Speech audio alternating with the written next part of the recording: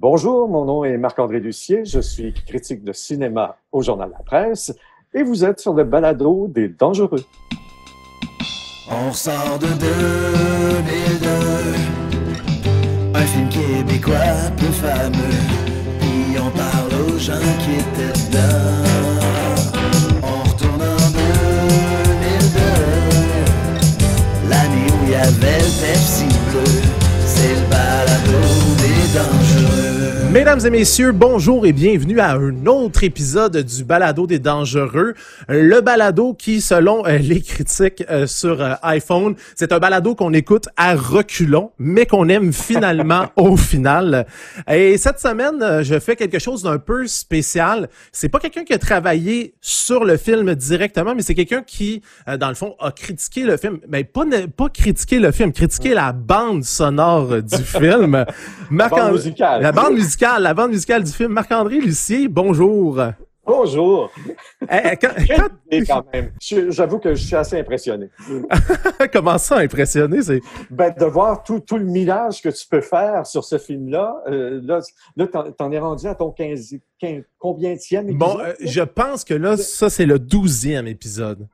Si je compte pas la bande-annonce, je pensais vraiment faire 2 épisodes, c'est tout. Mais on est rendu au 12e. J'ai pas encore épuisé le filon des dangereux. Je suis vraiment content de ça. Je les ai pas tous écoutés, mais tous ceux que j'ai écoutés, c'était hyper intéressant. Puis on m'a dit que tu avais rédigé la page Wikipédia sur les dangereux aussi. En très grande partie, je te dirais 90% de la page Wikipédia, oui. Je pense que même Guerre et Paix a pas eu autant d'attention sur Wikipédia, là. Mais c'est parce que moi, ça me fait rire que l'article francophone québécois du film le plus développé soit celui des dangereux. Fait que c'est dans cette optique-là que je me suis dit, je vais le faire le plus style encyclopédique possible pour pas qu'il se fasse retirer ou censurer. Okay. Fait que c'est dans cette façon-là que j'ai décidé de le faire. Alors, ta fascination pour ce film-là est une énigme pour tout le monde, mais écoute, on embarque là-dedans et puis... Écoute, parlant d'embarquer, on commence tout de suite dans le vif du sujet. Dans le fond, le contexte cinématographique dans lequel Les Dangereux est apparu au début des années 2000, ça ressemblait à quoi le paysage cinématographique québécois?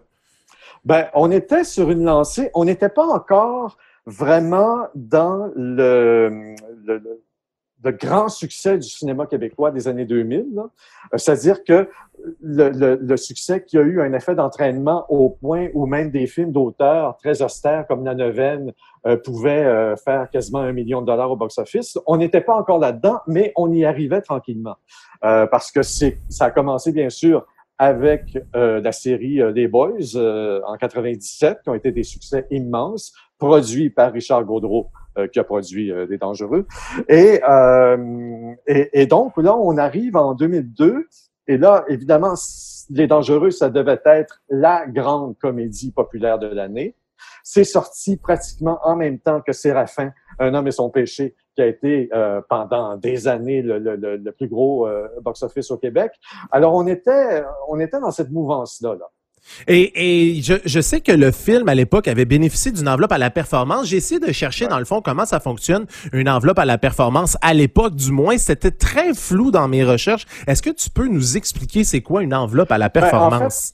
En fait, à l'époque, ça avait été instauré par Téléfilm Canada pour vraiment, on avait, si ma mémoire est fidèle, on avait vraiment l'intention de miser sur la popularité des films et donc on voulait produire des films qui pouvaient avoir un certain rendement au box-office, tant du côté francophone qu'anglophone.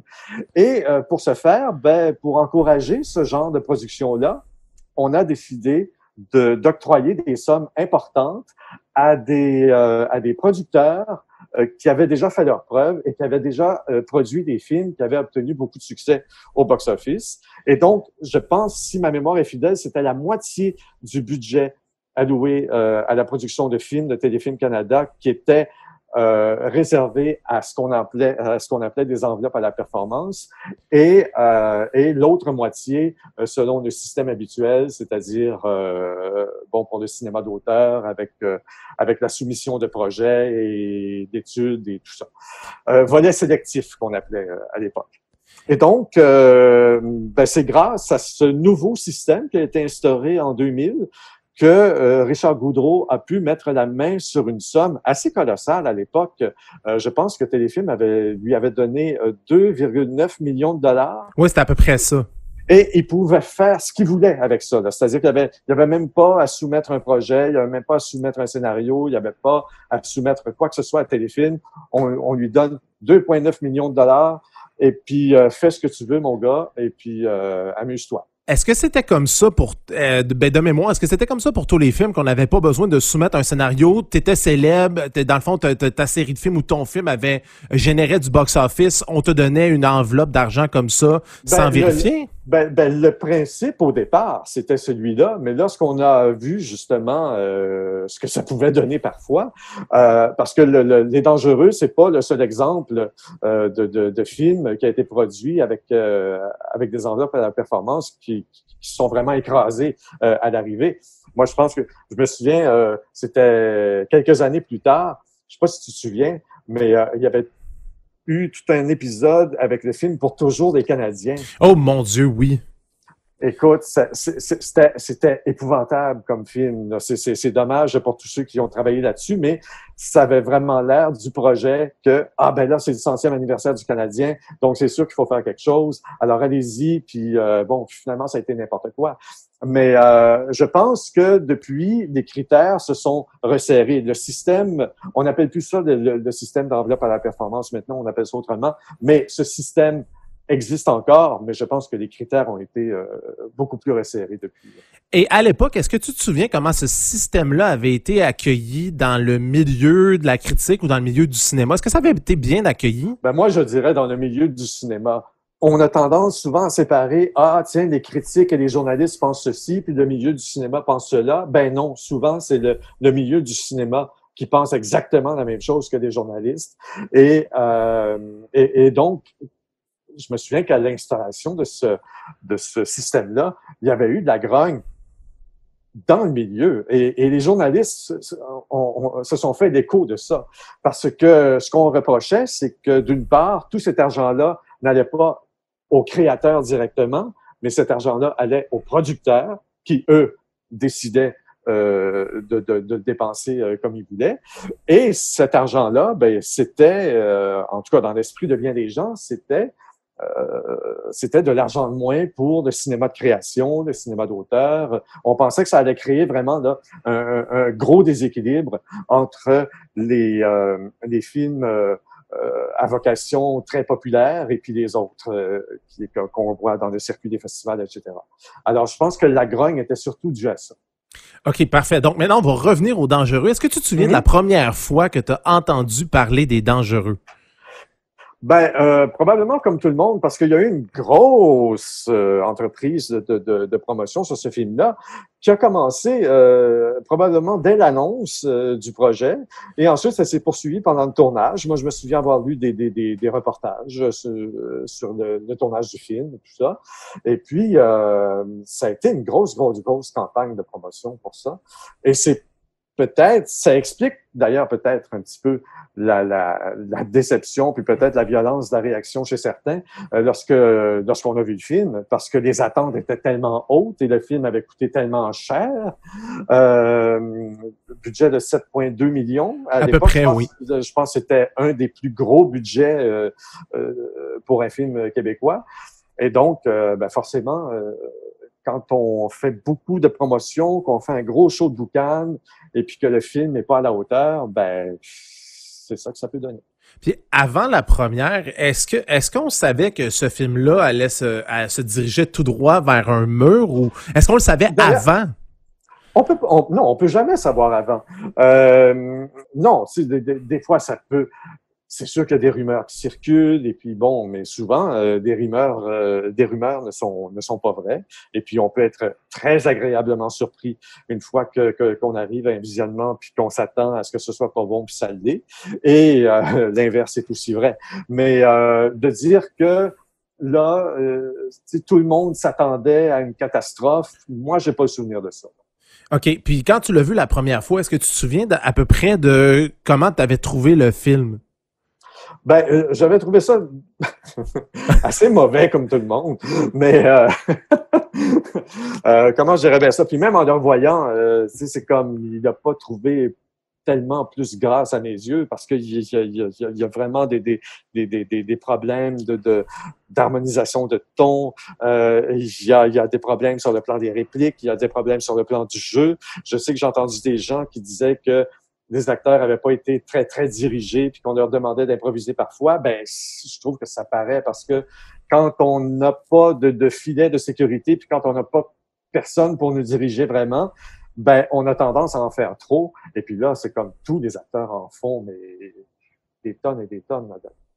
Je me souviens qu'à l'époque, j'étais sorti de la projection, puis évidemment, c'est un film que j'ai oublié assez rapidement. Mais là, je pense qu'en le revoyant maintenant, j'ai peut-être compris pourquoi les gens n'avaient pas embarqué. Parce que non seulement la critique avait été virulente, mais les gens sont pas allés puis ils n'ont pas aimé le film non plus. Alors que des fois, ça peut arriver, comme dans le cas des Boys ou dans le cas de Cruising Bar ou dans le cas d'autres comédies de cette nature-là aussi. La critique est très mauvaise, mais ça reste un très, très grand succès au box-office. Là, ça n'a pas été le cas pour Les Dangereux. Je pense que, justement, on n'a pas trop su quel ton adopter. On a l'impression que on a voulu au départ faire une comédie policière à la Guy Ritchie ou à la Tarantino avec des soupçons de violence et puis tout ça. Sauf qu'on va pas vraiment là-dedans de façon très, très franche. Et puis en même temps, on a voulu faire une comédie, bien sûr. Mais au Québec, le problème avec la comédie, puis tout le monde s'entend que effectivement, c'est le genre le plus difficile à réussir.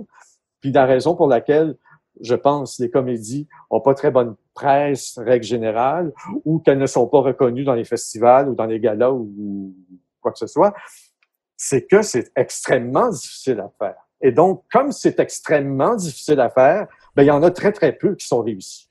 Et puis, je fais du coq à l'âne, je sais que il y en a beaucoup qui se sont posés la question pourquoi les critiques savent pas apprécier les comédies.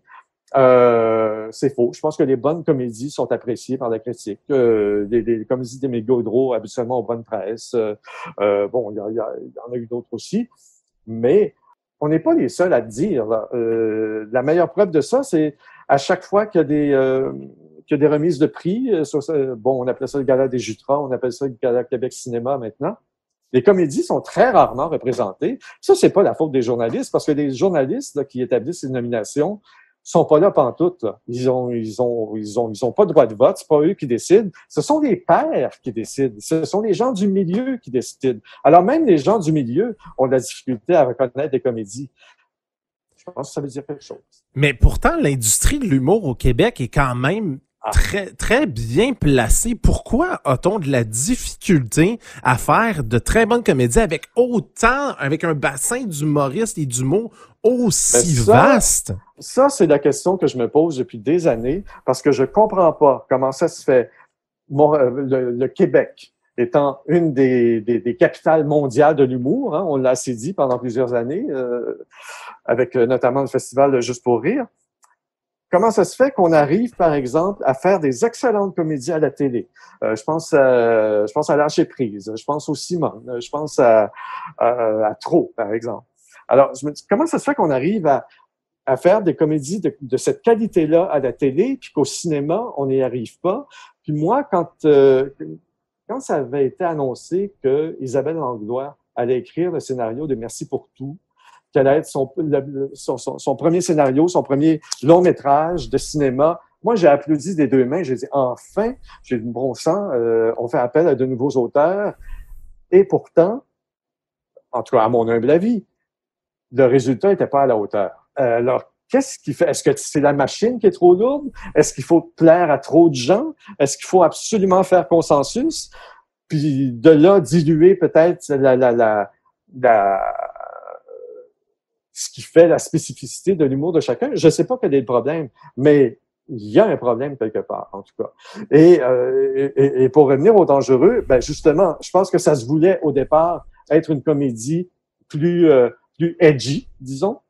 Mais le grand public n'a pas embarqué là-dedans. T'sais, Guy Ritchie peut faire ça, Quentin Tarantino peut faire ça. Bon, d'une part parce qu'ils ont beaucoup de talent, mais aussi parce qu'ils ont un bassin mondial qui leur permet, même si c'est pas des triomphes au box-office, ils peuvent se permettre de le faire. Mais lorsqu'on se donne l'ambition au Québec de faire une grande comédie populaire, on peut pas trop se permettre de déborder du cadre. Et je pense que c'est un des grands problèmes. Puis j'ai regardé aussi dans mes recherches la semaine dernière, j'ai continué mes recherches encore et j'ai découvert ça avant finit pas, hein? non, ça finit jamais. Merci Archives nationales, sans eux mes recherches seraient vaines, mais en recherchant encore plus des articles, je me suis rendu compte que une semaine, je pense, avant la sortie du film, on avait diffusé le making of comme pour mousser dans le fond les entrées au box office. Et ça avait été quand même ça a été la troisième plus grosse cote d'écoute de la semaine télé à cette époque-là. Je pense que c'était dans la semaine du 1er décembre 2002. Et c'était 1,2 million de personnes qui avaient vu ça. Et quand on regarde les entrées du cinéma, je me souviens plus, je pense que c'est abysmal. Qu'est-ce qui s'est passé d'après toi entre ça qui était vraiment... Est-ce que ça se peut que le fait que les critiques aient été si assassines ait pu vraiment porter préjudice au film? Est-ce que les critiques ont été si assassines que ça?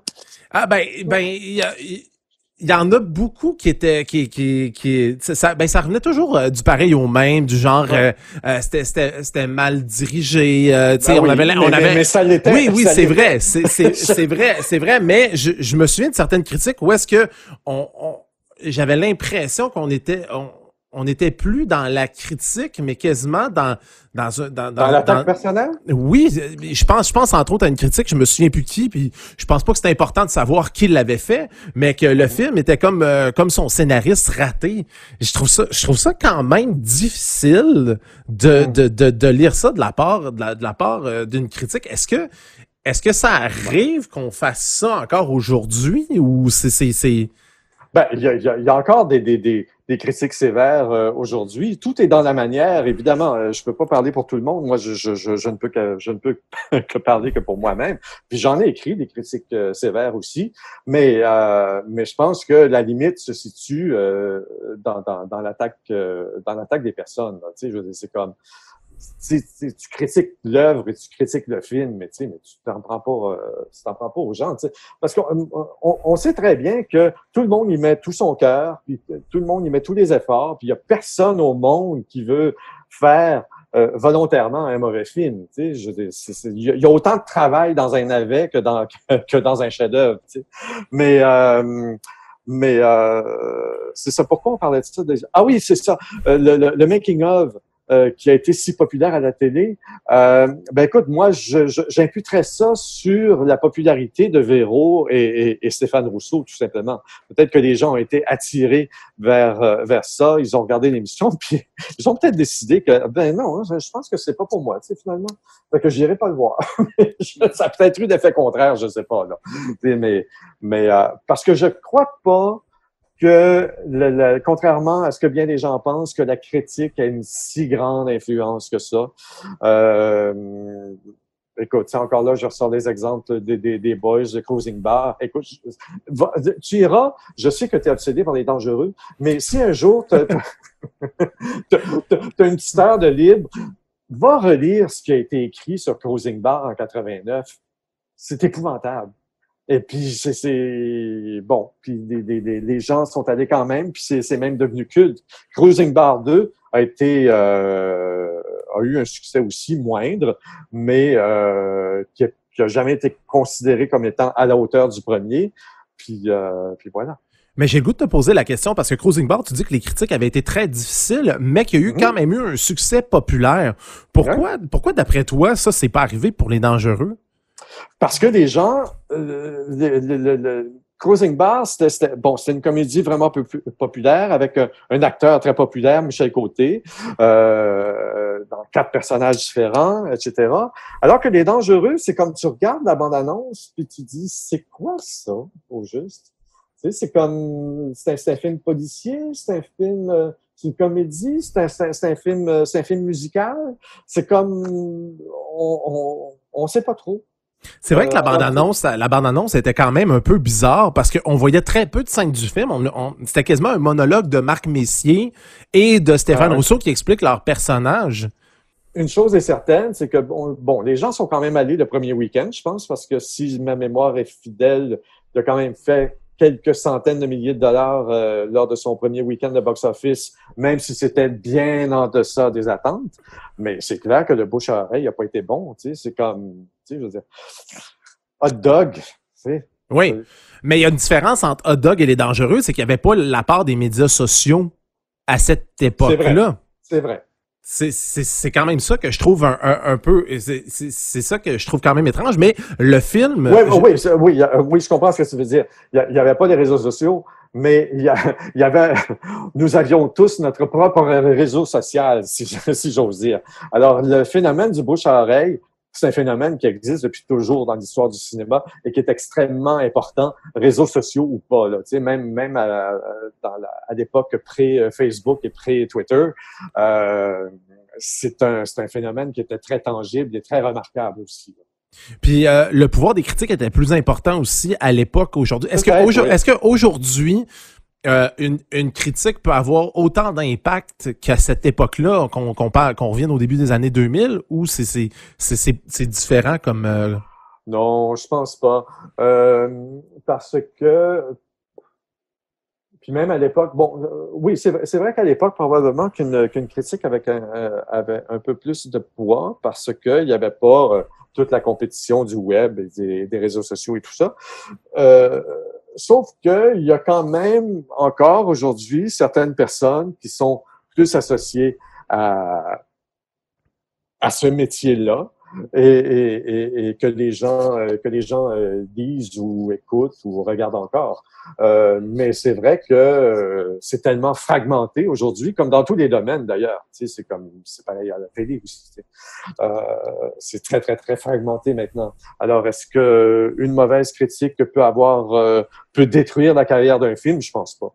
Et inversement aussi, il y a des films parfois que la critique va encenser, puis ça va rester un flop au box-office quand même.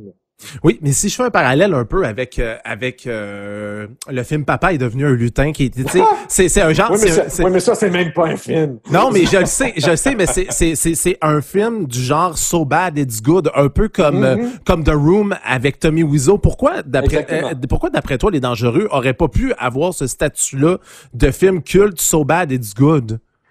Ben parce que c'est trop gros. C'est fait avec trop de moyens. C'est fait. Remarque que tu me fais penser, puis j'essaie de trouver des équivalences. Et puis en même temps, Showgirls de Paul Verhoeven, ça a été un flop monumental à sa sortie. Ça a été la risée de tous. Puis aujourd'hui, c'est qu'il est considéré comme un film culte. Puis pourtant, bon, Dieu sait que ça a été fait avec des grands moyens et tout ça. Mais je sais pas. Je pense que pour devenir culte, là, il faut quand même qu'il y ait une espèce de truc extrêmement broche à foin là, pour. Ah, puis c'était pas assez broche à foin. Non, je pense que c'est pas assez broche à foin pour entrer dans cette catégorie-là. Puis est-ce que tout était mauvais dans Les Dangereux ou il y avait quand même du bon quand tu l'aurais écouté? Est-ce qu'il y avait quand même quelque chose d'intéressant?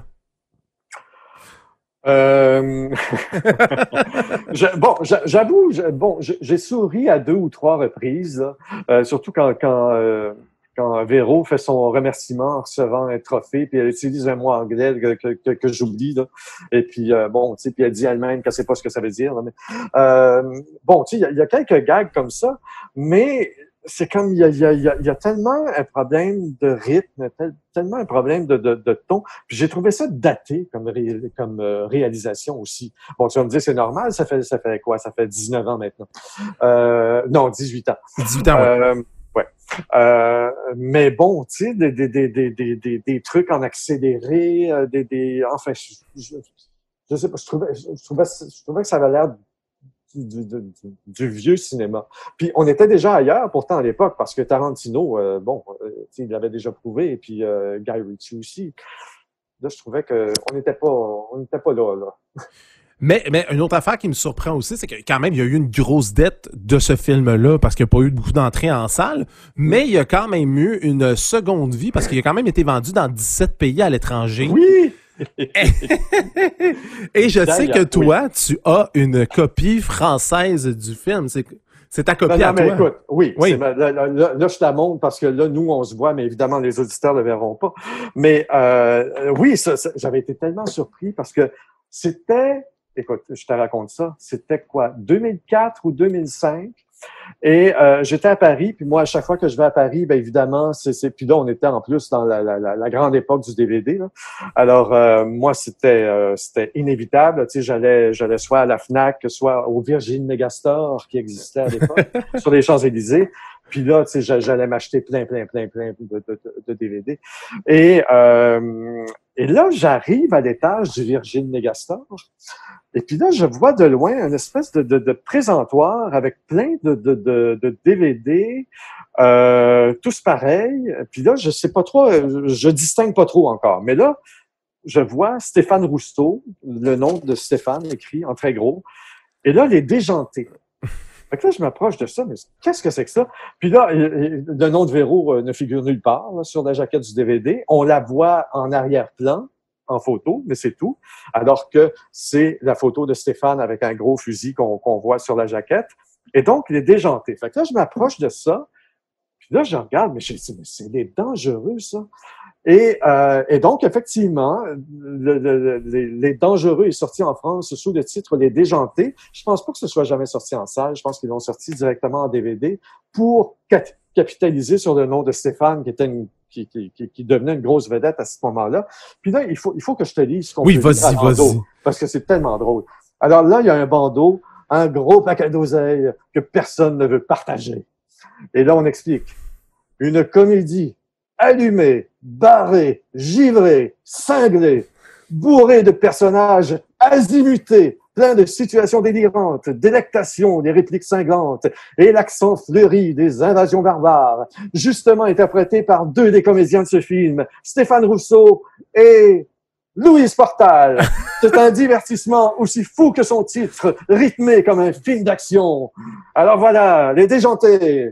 Mais c'est drôle que les deux seuls noms qui sortent de ça, c'est oui. Stéphane Rousseau et Louise Portal. Louise Portal qui n'est presque pas dans le film. Ben non, qui joue la mère de Roxane, le personnage que joue Véro. Mais moi, je soupçonne, écoute, j'en ai pas la preuve, mais j'ai l'impression qu'on a tout simplement voulu capitaliser sur le succès des Invasions barbares, qui a été un hit énorme partout au monde, mais surtout en France. D'ailleurs, il faut se rappeler que, d'ailleurs, ils ont changé les règlements depuis, mais en 2004, Les Invasions barbares a triomphé au César du cinéma français, meilleur film, meilleure réalisation pour Denis Arcand, puis meilleur scénario.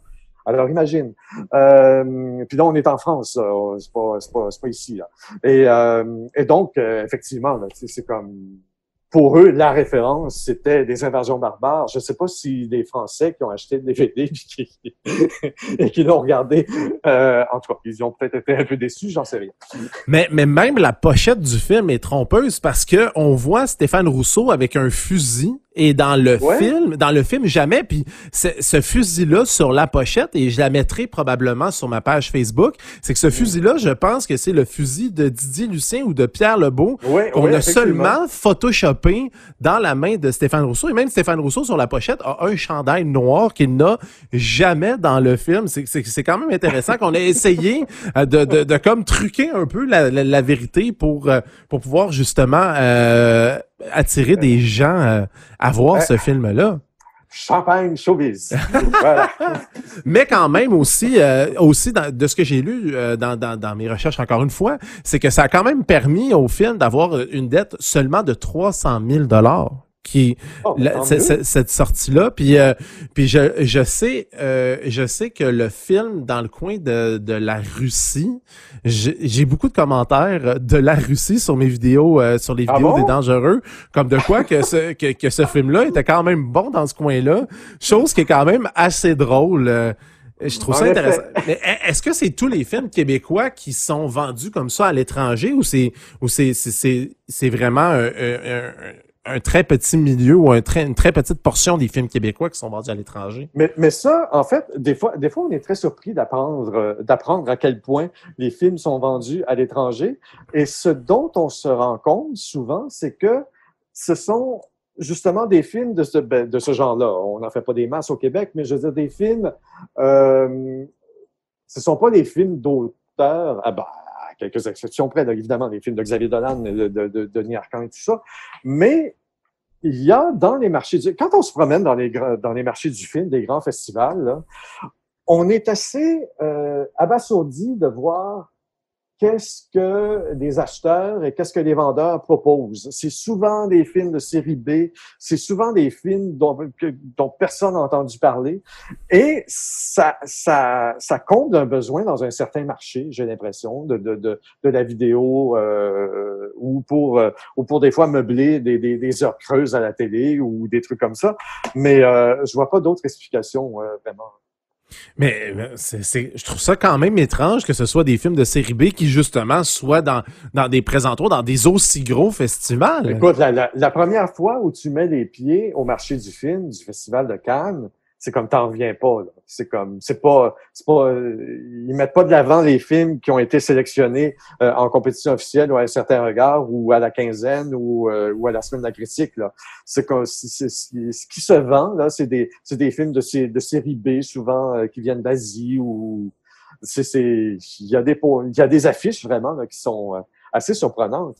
Et même des fois, quand tu te promènes sur la Croisette au Festival de Cannes, des grands hôtels, évidemment, et ils vont réserver des espaces publicitaires souvent sur les façades d'hôtels et tout ça, ou même des pancartes dans la rue. Et c'est pas des films en sélection officielle là, que tu vois là, c'est vraiment là, des films style déjanté là, dont on fait la promotion. Parfait, ça. Et si je retourne un peu dans ce qu'on a dit auparavant, une autre des critiques qui revenait souvent, c'est que le film avait beaucoup de placements de produits. Mm-hmm. Puis pourtant, aux États-Unis, c'est pas quelque chose, ou dans d'autres marchés cinématographiques, c'est pas quelque chose qu'on souligne. Pourquoi ici, on a de la misère? Pourquoi c'est difficile de mettre du placement de produits puis que on vive comme très bien avec le fait qu'il y en ait? Ben, c'est une des premières fois où ça s'est fait au Québec, je pense. Mais je sais qu'il y a eu les Boys qui l'avaient fait avec Subway. Oui. Ben, bon, c'est la même gang. Hein. Mais moi, j'ai pas vraiment de problème avec ça, en autant que ce soit fait avec une relative discrétion. Là, je pense que c'était pas vraiment le cas. Non, vraiment pas. Et moi, je me dis toujours, c'est peut-être pas le cas, puis ça a peut-être jamais été le cas au Québec, mais je sais que aux États-Unis ou ailleurs, il arrive que on va modifier le scénario pour justement inclure ce genre de placement de produits-là. Ça, je trouve ça plus problématique. Mais je peux très bien comprendre qu'on puisse faire appel à du placement de produits pour compléter un budget parce que, si tu veux, au Québec, l'argent, on n'en a pas. Mais je suis surpris qu'il n'y ait pas plus de films qui utilisent justement les placements de produits pour avoir plus de budget. Ben, c'est peut-être parce qu'on ne le sait pas. Moi, je pense que la plupart des films vont essayer d'avoir des commanditaires, mais en fait, on a peut-être vu plein de films où il y a eu du placement de produits et on s'en est pas aperçu. Ouais, sûrement. Puis il y a une autre chose aussi que je remarque, puis là, ça n'a pas trop rapport avec les dangereux, mais en même temps, ce que je remarque, c'est qu'au Québec, on n'a pas la culture du produit dérivé. Dans les films, dans les séries, même dans les séries télé, on l'a pas. Tu sais, mettons... Oui, mais ça prend quand même... c'est beaucoup d'investissement, puis ça prend un marché qui peut soutenir ça. On reste quand même un petit marché là au Québec. Là. On est à peine 8 millions d'habitants. Mais bon, cela dit, je me souviens que les Déjantés, par exemple, bon, ils sont pas allés jusqu'à faire des personnages ou des trucs comme ça, là, enfin des produits dérivés. Mais souvent, dans les grandes productions québécoises à vocation populaire, il va souvent y avoir des ententes avec, par exemple, des chaînes de fast-food, où là, t'arrives dans ce resto-là, puis tu peux avoir un truc à l'effigie du film. Souvent, bon, vous allez arriver dans les cinémas, puis tous les employés vont porter un T-shirt à l'effigie du film qu'on veut vendre. Tu sais, ça peut arriver, mais c'est sûr que on peut pas faire du produit dérivé à la Spider-Man. Tu sais, je pense pas qu'on puisse faire ça au Québec. On retourne au dangereux. D'après toi, qu'est-ce qui aurait pu être fait au niveau du scénario, au niveau de la promotion, peu importe, pour améliorer ce film-là, selon toi? Alors, écoute, qu'est-ce qu'on aurait pu faire? Je pense qu'ils ont tout fait à l'époque pour que le film fonctionne. Je veux dire, sur le plan de la campagne de marketing et puis je pense que personne au Québec qui était ignorant de l'existence de ce film-là. Là. Mais sur le plan du scénario, écoute, il aurait fallu plus de temps, je pense. Que j'ai l'impression que ce projet-là s'est fait assez rapidement et puis qu'on n'a pas fignolé les affaires. Et on aurait sans doute pu tirer quelque chose de cette histoire, comme de n'importe quelle histoire d'ailleurs, mais ça n'a pas été fait de brillante façon ou whatever. Puis là, j'embarque sur quelque chose qui peut être un peu touché pour toi, mais je vais quand même te la poser parce que je l'ai posée à tout le monde. Il y a quand même une controverse qui a émané du balado, comme quoi le milieu de la critique se serait lié entre eux pour descendre le film, peu importe qu'il soit bon ou non, parce que justement, avec toute l'histoire des enveloppes à la performance, les critiques auraient été en beau joie le vert, que le cinéma d'auteur ait des peanuts et que les gros succès populaires, malgré l'absence de scénario, puissent avoir autant d'argent pour un film. Est-ce que c'est quelque chose qui serait plausible selon toi? Écoute, je sais qu'il y a des mythes qui circulent dans le milieu du cinéma, puis ça, c'est pas la première fois. Puis j'ai même entendu un grand producteur à la radio dire que après un visionnement, les journalistes font un conciliabule et puis là, ils décident s'ils vont descendre ou pas. Voyons donc. Mais sur quelle planète vit-on? Moi, ça fait plus de 30 ans que je suis dans ce milieu-là. Je n'ai jamais assisté à un truc de la sorte. Puis même, je vais vous dire une chose. C'est comme le critique, là, par définition, c'est quelqu'un, disons-le, qui a un ego, qui aime exprimer son opinion, mais son opinion à lui. Et moi, mon expérience, c'est qu'à la fin d'une projection de presse, chaque journaliste s'en va de son côté, puis ici, on s'en va ensemble, quelques-uns. Je veux dire, on parle même pas du film, on parle de n'importe quoi d'autre, mais le critique tient à garder son opinion, puis il va la garder jusqu'à ce qu'il l'écrive, puis il va la garder jusqu'à ce qu'il la publie, puis il veut pas que personne d'autre la voie. Voyons donc!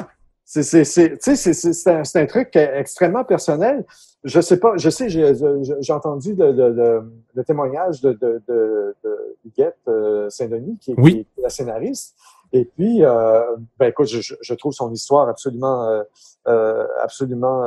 émouvante et tout ça, et je la salue. Mais écoute, peut-être que c'est arrivé. Bon, elle parle de ce qui est arrivé avec ce que Franco Nuovo lui aurait dit. C'est peut-être arrivé, j'en sais rien. Mais en tout cas, moi, dans mon expérience personnelle, non, c'est jamais arrivé. Cela dit, il y a un phénomène qui existe que moi j'appelle l'effet de meute. Et puis, moi personnellement, ça me, en tout cas, j'ai des problèmes avec ça. Mais ça, on le remarque particulièrement, par exemple, au Festival de Cannes, dès la fin d'une projection. Si, par exemple, un film est très mal reçu, c'est arrivé à Gus Van Sant, c'est arrivé à Tom Egoyan, c'est arrivé à quelques-uns. Là, si le film a été mal accueilli au visionnement de presse, puis que ça se sent, puis que c'est évident, le film est pas bon, ben là, il y a comme une espèce d'effet. On retrouve ça beaucoup dans la presse française, d'ailleurs. Et si je peux me permettre, le Québec n'est pas la France. Je pense que quand on lit ce qui se passe, quand on lit des critiques dans les médias français, qu'on est soft ici. Mais fin de la parenthèse. Et donc, par exemple, à la sortie au Festival de Cannes, ben là, c'est tout de suite celui qui va trouver la formule la plus assassine. Et puis là, tout le monde va se faire compétition. Puis tu sais, à un moment donné, c'est comme ça a plus de bon sens. Tu sais, est-ce qu'on peut parler du film tout simplement sans trouver des formules les plus destructrices. Mais pourquoi ils font ça? Non, mais c'est ça. Est-ce que c'est pour attirer plus de tirages, pour vendre plus de copies d'un journal ou? Ben, c'est sûr que pour attirer des clics, pour se faire un nom parfois, il y a des critiques qui se sont fait des noms en étant extrêmement virulents. Alors, de quel phénomène ça découle, j'en sais rien, mais c'est un phénomène qui existe. Alors, là, je parle du Festival de Cannes. Je pense qu'au Québec, je suis pas sûr que cet effet-là existe. Mais cela dit, ça arrive parfois qu'il y a des films qui sont véritablement mauvais, puis il faut le dire, et puis tout le monde le dit. Je me souviens pas que des dangereux, il y a eu beaucoup de défenseurs à l'époque. Mon Dieu, dans toutes les critiques que j'ai vues, je pense qu'il y avait une seule qui était positive, mais j'ai remarqué quelque chose, par exemple. Les critiques étaient plus douces, plus positives en région versus Montréal. Et ça, j'ai trouvé ça quand même assez étonnant que Ouais, mais écoute, je sais que les distributeurs maintenant, pour les grandes productions, ils tiennent à faire la tournée des régions, et je sais que les gens sont très sensibles à ça. Et avec raison d'ailleurs, parce que bon, l'équipe du film, avec les acteurs, les vedettes, ils prennent la peine de se déplacer, d'aller rencontrer des gens. Fait que ça peut être un facteur à ce moment-là. Mais c'est drôle, ça me fait penser à un truc qui n'a pas directement à voir avec les dangereux. Mais moi, je me suis fait demander par un acteur très populaire à un moment donné, qui me demande, il dit, Marc-André, il dit, vous seriez pas mieux de voir les films le soir avec les gens? Il me semble que vous seriez dans de meilleures dispositions plutôt que d'aller voir les films à 10 heures le matin en visionnement de presse. Puis moi, je lui ai répondu, ben non, au contraire, il y a rien.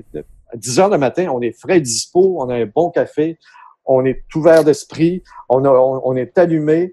Alors, c'est le meilleur moment pour nous plutôt que lorsqu'on a toute notre journée derrière.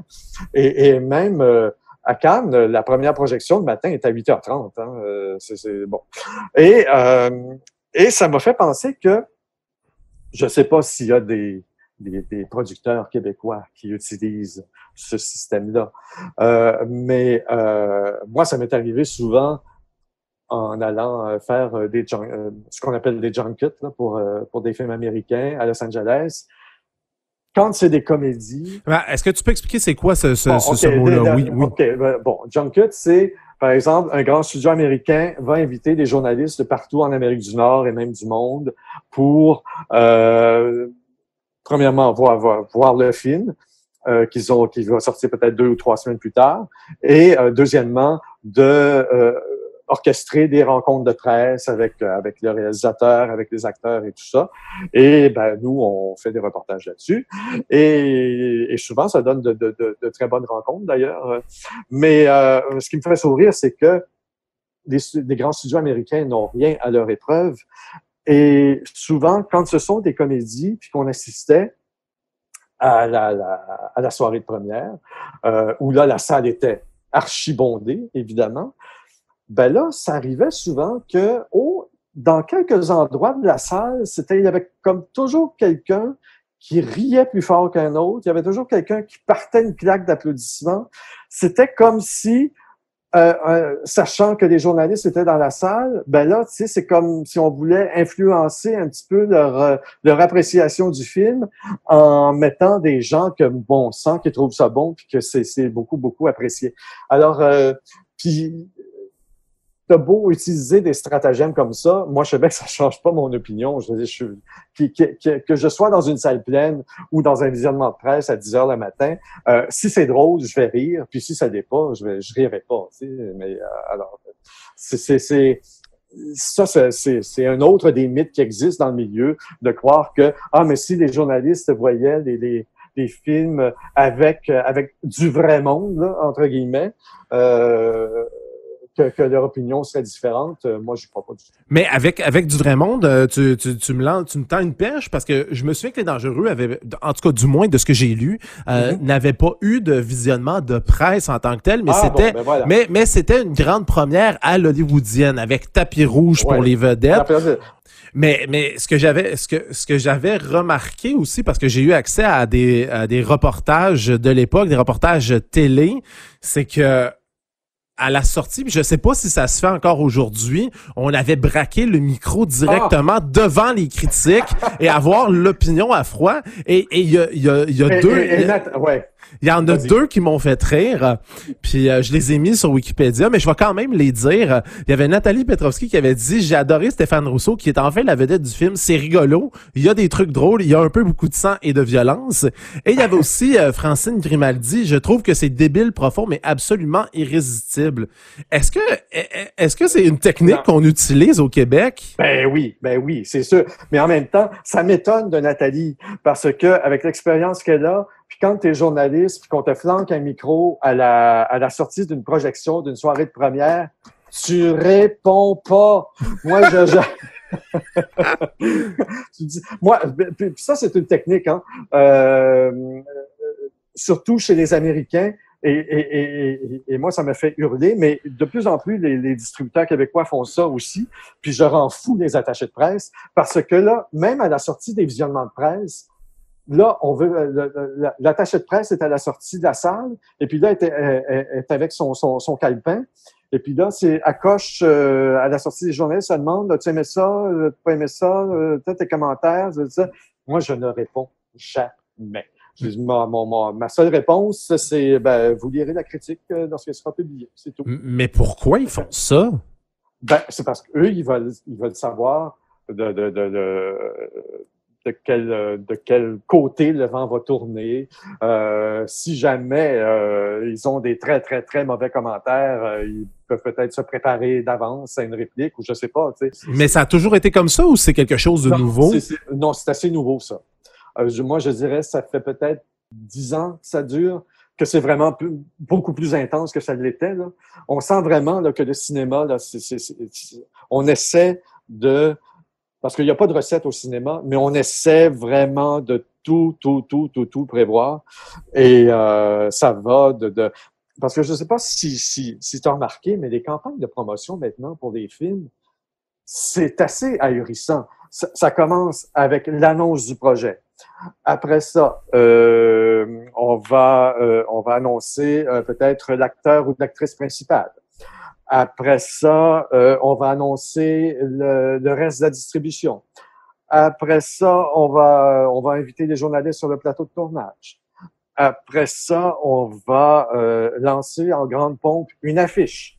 Après ça, on va lancer en grande pompe la première bande-annonce, qu'on appelle un teaser. Après ça, on va lancer la bande-annonce. Puis après ça, on va faire la campagne de promotion à 2 semaines de la sortie du film. Alors, c'est tout un enchaînement comme ça. Et alors, je sais pas.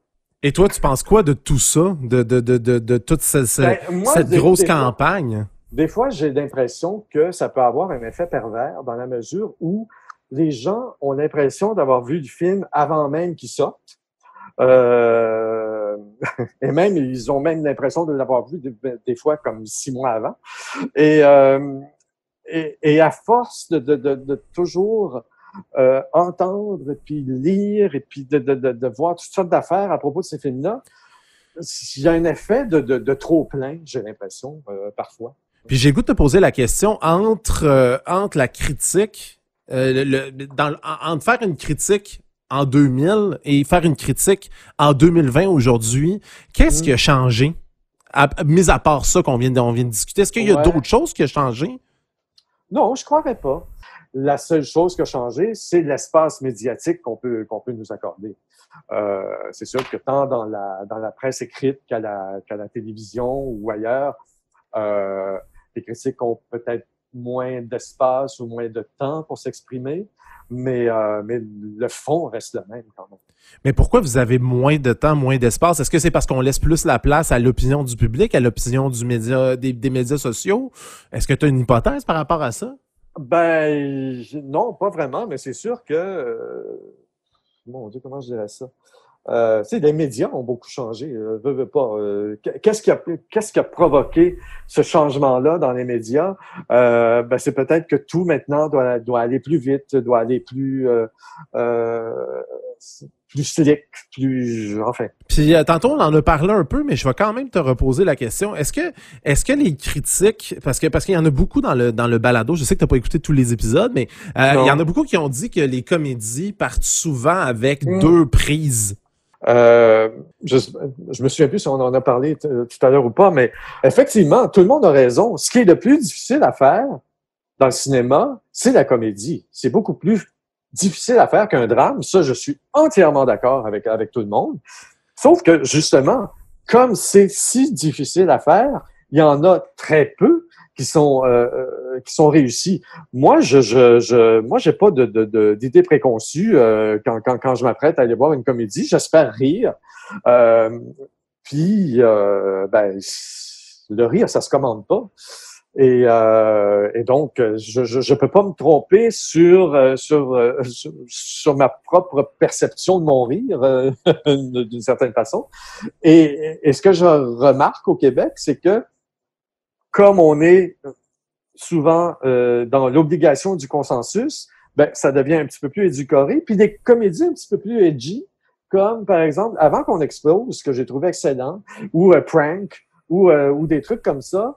Ben les gens vont pas les voir, puis ça s'effondre complètement. Et tu m'amènes aussi sur un autre point. Pourquoi on laisse si peu de place, et là je parle pas juste de la comédie, je parle en général, dans les cinémas, dans les salles de cinéma, au cinéma québécois, parce que moi je viens d'une petite région, le Saguenay-Lac-Saint-Jean, c'est très difficile des fois de pouvoir aller voir des films, puis je me demande pourquoi les cinémas laissent si peu de place au cinéma québécois. Ben là, faudrait leur demander. Mais je pense que les films québécois à vocation populaire, ils se rendent partout en région quand même, non? Oui, les films populaires, les gros films, oui, mais c'est sûr que le cinéma d'auteur, écoute, le cinéma d'auteur québécois, même à Montréal, il en arrache. Alors, donc, comme s'il a de la difficulté à attirer des spectateurs à Montréal, j'imagine que c'est pas très intéressant pour un exploitant de salle en région de dire « Ah ben tiens, je vais programmer ce film-là, puis ça va être un flop ». Mais ça, c'est un vrai problème. Et en plus, bon, il y a le fait que le Québec et le Canada font partie du marché intérieur américain, c'est-à-dire que il y a un paquet de salles qui sont dans l'obligation de présenter des films, les blockbusters américains. Et c'est sûr que ça laisse moins de place au cinéma des autres à ce moment-là. Parce que je sais parce que j'ai comme un background en radio, j'ai étudié en arts et technologies des médias radio, et je sais qu'il y a des quotas imposés en musique, que à la radio, il faut qu'il y ait un 60-40. Pourquoi ce genre de quota-là pourrait pas être imposé au Québec dans les exploitants de salles de cinéma au Québec? Mais c'est parce qu'il y a une question de rentabilité aussi. Enfin, il y a aussi que je vais pas trop m'avancer là-dessus, mais comme on fait partie du marché intérieur américain, je pense qu'il y a une obligation aussi à moins d'avoir des représailles. Je pense que ça s'est déjà vu dans le passé. Là, il y a eu certains dossiers là-dessus. Ben, il faut céder la place à ces films américains-là, malheureusement. Des représailles de quel genre? Ben, c'est-à-dire, comme je te dis, je ne veux pas trop m'avancer, là, mais je sais qu'à un moment donné, il y avait eu certaines salles en région qui avaient eu mal à partir avec par exemple, est-ce que c'était la Fox à l'époque? C'était pas encore Disney, je pense. Avec des salles qui voulaient pas garantir, par exemple, un certain nombre de semaines à l'affiche pour tel film de Star Wars ou bon, tu sais, c'est des grandes négociations dans ce domaine-là. OK, parce qu'il y a quand même une grosse mafia, là, une mafia du cinéma américain, mais ça, on voit pas ça au Québec, là. On verrait pas ça. En tout cas, il y en a qui diraient mafia, il y en a d'autres qui vont dire business, mais mais ça sonne un peu mafia, c'est comme faut que tu m'assures. Mais je veux dire, le cinéma américain domine le monde.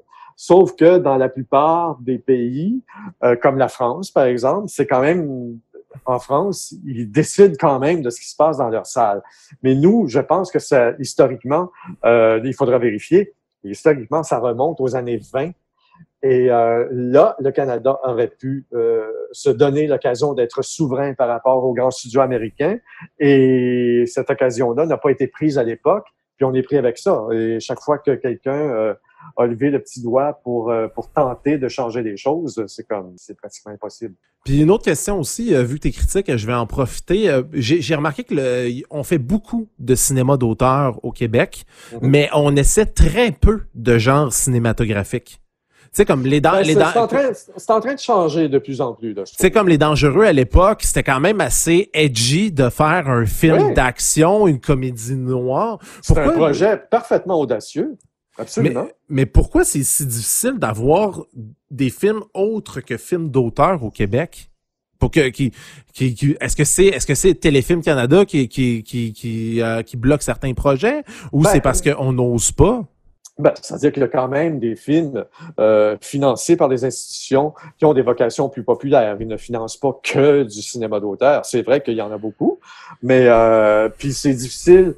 Souvent, les films qui allient les deux, là, c'est-à-dire de vrais films d'auteur qui deviennent extrêmement populaires, comme l'a été Incendie, par exemple, ou comme l'a été Crazy même, c'est sûr que c'est un équilibre qui est extrêmement difficile à trouver. Mais cela dit, je pense que c'est en train de se diversifier. Bon, par exemple, on prend l'exemple des Affamés, par exemple. Puis même, bon, sur Netflix, ça n'a rien à voir avec les institutions, mais jusqu'au déclin, c'est un film de genre, puis ça cartonne sur Netflix. Alors peut-être que ça va inciter les gens à être un petit peu plus originaux. Puis il y a aussi le fait que, et ça se reflète cette année au Gala Québec Cinéma, il y a plein de bons et beaux films réalisés par des femmes qui apportent une diversité dans les thèmes et une nouvelle façon de les explorer et ça amène une nouvelle diversité dans le cinéma québécois. Et moi, je trouve ça très bien. En terminant, est-ce que... En terminant, est-ce qu'il y a quelque chose sur Les Dangereux, puis là je pose la question à tout le monde en fin de balado, que t'as pas dit et que t'aimerais dire, puis après ça, on passe à d'autres choses, c'est terminé pour toi, parler des Dangereux, ou on a fait le tour? Moi, pour Les Dangereux, c'était déjà terminé le 7 décembre 2002, mais mais je sais pas, je vois, parce que j'avais pris plein de notes là, pendant que j'écoutais les balados des autres, et puis je vois je pense qu'on a pas mal tout couvert.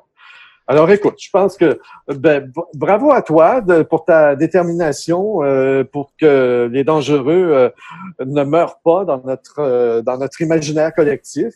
Et je sais pas si c'est un service à rendre aux artisans du film ou pas, mais écoute, bravo.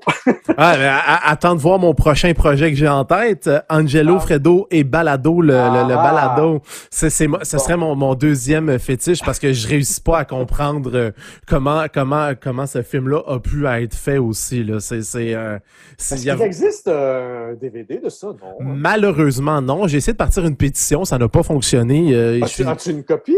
Non, ben j'ai une VHS, mais c'est la seule chose qui existe de Angelo, Fredo et Romeo et une copie numérique sur Internet. Puis c'est même difficile, et là j'en parle de revoir ces films. Même Les Dangereux, c'est impossible d'avoir une version remasterisée. Tu sais, il a fallu que, pour les gens qui veulent l'écouter, il faut qu'ils l'écoutent illégalement sur YouTube, et il est même pas encore enlevé. Tu sais, puis il passe jamais à la télé, hein? Il a arrêté de passer en 2010. Okay. Donc après ça, je sais que Québécois voulait plus en entendre parler, ou je sais pas trop quoi, mais en tout cas c'est les vents où j'ai entendu dire aussi que peut-être Richard Goudreau ne voulait plus vendre les droits du film. Pourquoi? Je ne le sais pas. J'essaie de l'avoir. D'ailleurs, Richard, si tu m'écoutes, j'aimerais vraiment t'avoir pour essayer de comprendre tout ça et puis d'avoir aussi un autre regard là-dessus, parce que tu sais, oui, les acteurs ont une vision un peu plus romancée, je trouve, des fois, des Dangereux, tu sais, leur expérience, que c'était le fun puis tout ça. J'ai réussi à avoir Huguette et j'étais très chanceux. Et maintenant, c'est devenu une très bonne amie. Puis elle m'avait dit à l'époque qu'elle allait en parler une seule fois et que ça allait être terminé parce que pour certaines personnes... Pour elle, ça a été douloureux, là. Mais oui, parce que la blessure pour les scénaristes du film est encore très vive, puis c'est encore c'est encore un choc pour eux. Puis tu sais, c'est pour ça que j'aimerais ça avoir aussi la vision du producteur et peut-être même et là c'est très difficile et ça c'est un tout autre sujet, avoir Louis Saya en entrevue pour ce balado-là, très difficile d'essayer d'avoir un lien de ça, d'avoir un lien avec lui. Mais merci pour les bons mots sur mon balado. C'est extrêmement gentil. Et merci de t'être prêté au jeu du balado des dangereux, Marc-André Lucier. OK, j'attends les plaintes. Vous avez écouté le balado des dangereux. Un concept pensé, animé et produit par Marc-André Roy. L'habillage sonore a été réalisé par Dominique Hamel. Pour ne rien manquer des tout derniers développements du balado des dangereux, rendez-vous sur la page Facebook officielle de l'émission. C'est le balado des dangereux.